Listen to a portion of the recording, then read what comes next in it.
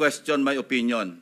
I am not questioning your opinion, Mr. Chair, but you are the Let's not chairman quarrel of this here. committee. Anyway, let's proceed with the You are not testimony of the interested in the prejudicial question that I am going to raise, Mr. Chair?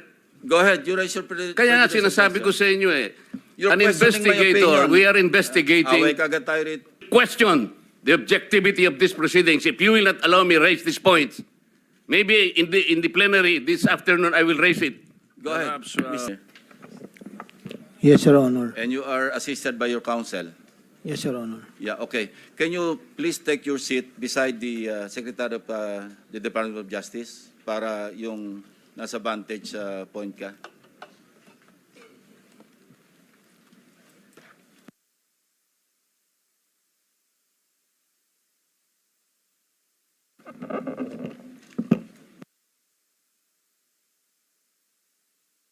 Yung counsel mo, pwede nando sa likod para you can advise him.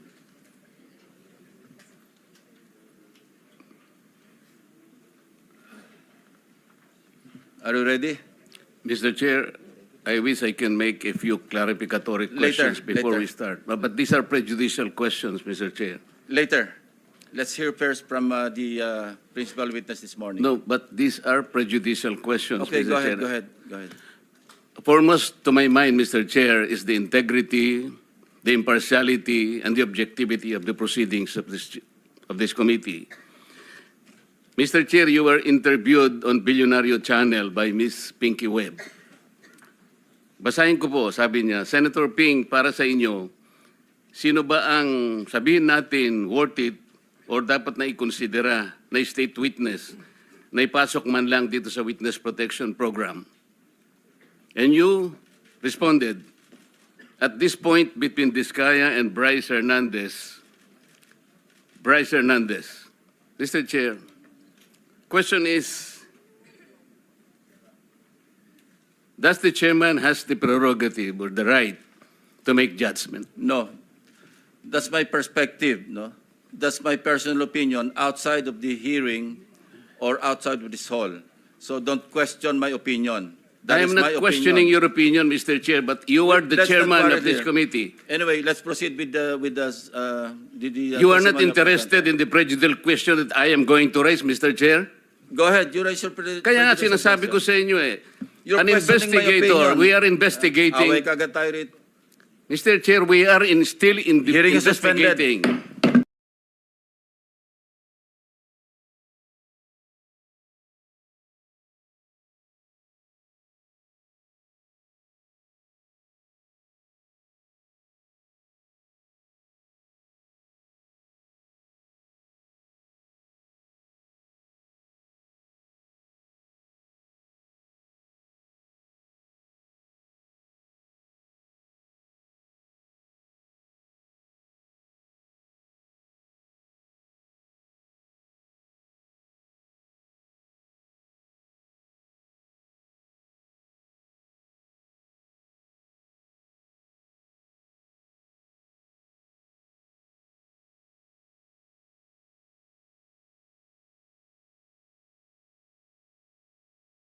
Session is resumed.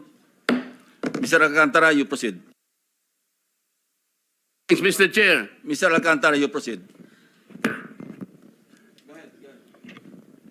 Sir, I will register my continuing objection, Mr. Chair. I will question the objectivity of these proceedings if you will not allow me raise these points. Maybe in the plenary this afternoon I will raise it. Go ahead. Mr. Alcantara, you proceed with your statement. Your Honor, okay lang po bang makapagbigay ako ng opening statement ko po? Proceed, proceed. Ano bang gagawin natin dito? Magandang umaga po sa inyong lahat.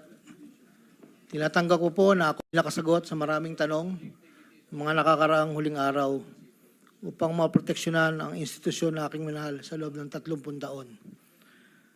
Subalit nitong mga nakang araw, ako po ay nakapag-isip-isip na tumulong na lamang po sa investigasyon na to para po sa bayan.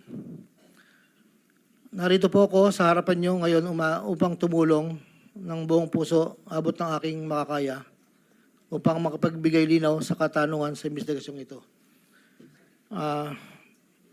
Naintindihan ko po na hindi lang mainit ang isyong aking kinakaharap sa kasalukuyan, mararamin po ang galit sa aming mga kasama sa DPWH dahil sa mga nabanggit na mga sinasabing katiwala sa aming ahensya. Hindi ko na po titingnan to. Ito po'y galing sa puso ko. Nangangamba po kasi ako sa seguridad ng pamilya ko.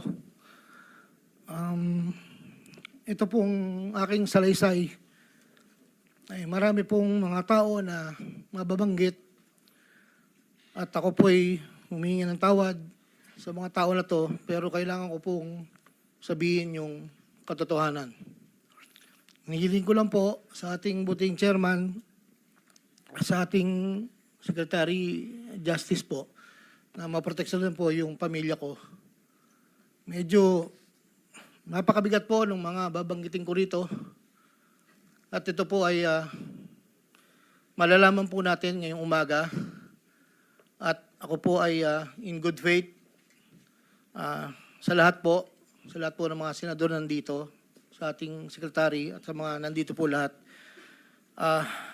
Isimulan ko na po ang aking inandang salaysay, Your Honor.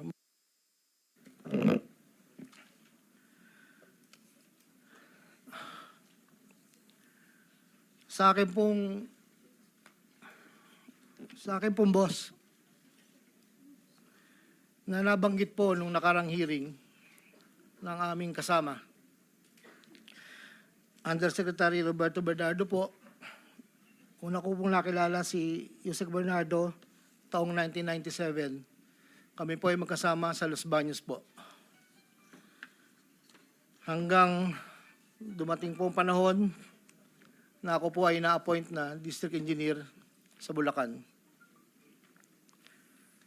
Sa taong 2022, nagsimula pong magbaba ng pondo sa akin si Yusek Bernardo. Nandito po ang detalye kung ilan po at magkano. Ito po, ang unang taon po, 2022 ay 350 million po. Ang kasunduan po ay 25% po para sa proponent. At ako po, o yung driver ko po minsan ang nagdi-deliver po sa kanya. Noong 2023 po, meron na rin po mga bumaba. Dito po, naka-specify po lahat kung ang titulo, ang title po ng project, amount, at kabuang ibinaba po ng aking boss. Ang iba pong sistema, sa simula po ay nagpapabigay po ng pauna lang pong 10% pag po lumabas na po sa pag-NEP po. Tapos po, ang kabuuan po ay paglabas po ng GAA. Pag po sa GAA, may lumabas na wala po sa NEP, ibig sabihin po nun, maaari pong, hindi ko lang po alam procedure, maaari pong sa BICAM po yun pumasok. Andito po lahat po ang detalye sa aking sinumpang salaysay.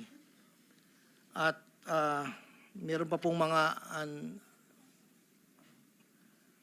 UA po, program allocations po yata yon na naibabarag po sa akin noong 2024. At hindi naman po lahat yun ay sari-sari pong project po yata yon. 2.85 billion po.